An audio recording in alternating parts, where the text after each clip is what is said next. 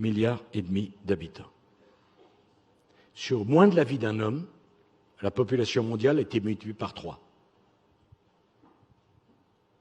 C'est incroyable. Dans 30 ans, nous serons 9 milliards. À la fin du siècle, nous serons 11 milliards. Mais c'est fait. C'est-à-dire, quoi que nous décidions, c'est fait. Donc, le choc n'est pas un choc climatique. Il y a un dérèglement climatique évident auquel il faut apporter une réponse. Mais le plus grand choc mondial, c'est le choc démographique. Des dérèglements climatiques, le monde en a connu, qui ont conduit pour certains à la disparition de 80% des espèces du vivant. Ce n'est pas pour ça qu'il ne faut rien faire. Au contraire, il faut faire. Mais un choc démographique, comme celui que nous sommes en train de vivre, le monde ne l'a jamais connu. Jamais.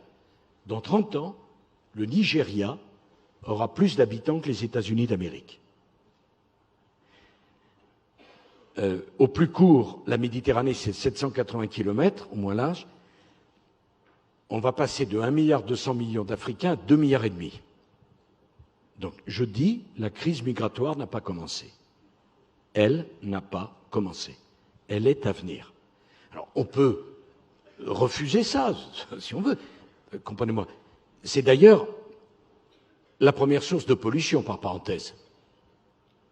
Parce que vouloir promouvoir le développement durable sans poser la question de l'explosion de la démographie mondiale, ça n'a aucun sens. Je ne sais pas si vous avez été à Lagos, qui n'est même pas la capitale du Nigeria. 22 millions d'habitants.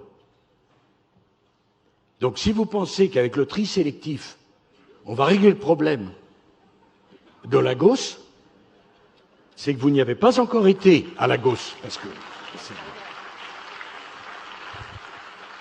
ma voisine dit ça aidera, certainement.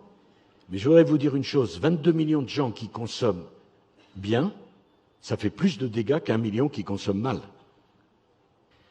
Et savez-vous qu'il n'y a pas un organisme international qui suit l'évolution de la population mondiale? Il y a en matière d'agriculture une dizaine d'organisations internationales. Est-ce que vous ne pensez pas qu'il conviendrait de toute urgence de poser les bases d'une organisation mondiale qui suivrait l'évolution de la démographie mondiale? Alors, je ne suis pas du tout pour dire qu'il faut un contrôle des naissances, mais au moins, il faut prendre conscience du problème et essayer de le traiter.